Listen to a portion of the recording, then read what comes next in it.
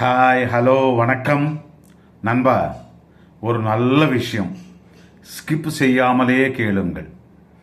2 பேர் அண்ணன் தம்பிகள் வேலைக்காக நகரத்துக்கு வந்தார்கள்.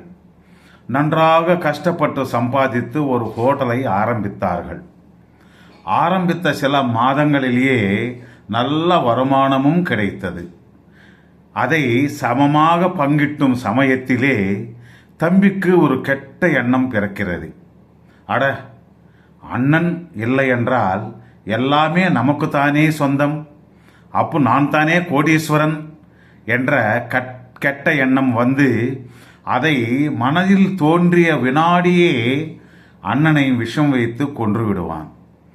அண்ணன் இறந்த பிறகு அனைத்து வருமானமும் அவனே அனுபவித்து ஏகப்பட்ட சொத்தை சம்பாதித்து காரு, பங்களா, தங்கம், வைரம் என்று வாங்கி ஒரு அழகான பெண்ணை கல்யாணம் செய்து கொள்வான். அவர்களுக்கு ஒரு பையனும் பிறப்பான்.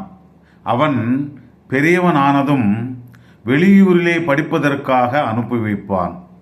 அவன் வெளியூரிலே படிக்கும்போது அவனுக்கு ஒரு விசித்திரமான வியாதி வரும்.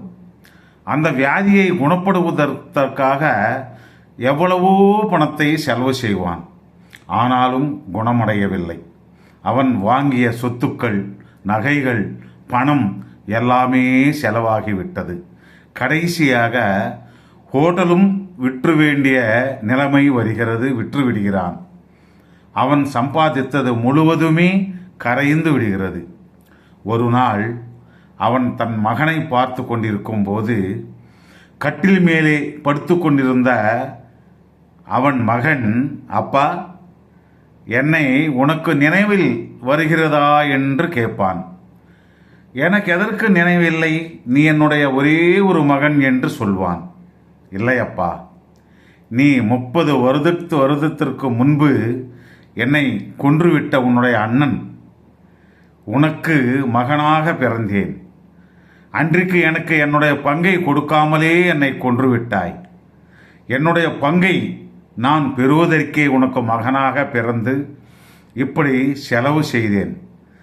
இன்னொருவருடைய சொத்தை அவங்களை வேதனைக்கு ஆளாக்கி நாம் சம்பாதித்தால் வட்டியுடன் எந்த ஜன்மத்திலேயோ அல்ல, எந்த ஜன்மத்திலேயே திருப்பி கொடுக்க வேண்டிய வரும் நண்பா. அண்ணன் தம்பிகள் மட்டுமே அல்ல, வேறே யாராக இருந்தாலும் இன்னொருவனை ஏமாற்றி சம்பாதித்தால் அவனுக்கு எந்த ரூபத்திலாவது வட்டியுடன் செலுத்த வேண்டிய கட்டாயம் கண்டிப்பாக வரும். செய்த தர்மம் என்றாலும் செய்த கர்மம் என்றாலும் அதுதான். மறந்து விடாதே தம்பி, ஏமாத்தாதே, ஏமாத்தாதே. இதையும் என்னுடைய வாழ்க்கையில் நடந்திருக்கிறது. இது முற்றிலும் உண்மை. என்னை ஏமாற்றியவர்கள் அனுபவித்து வருகிறார்கள். நன்றி, வணக்கம்.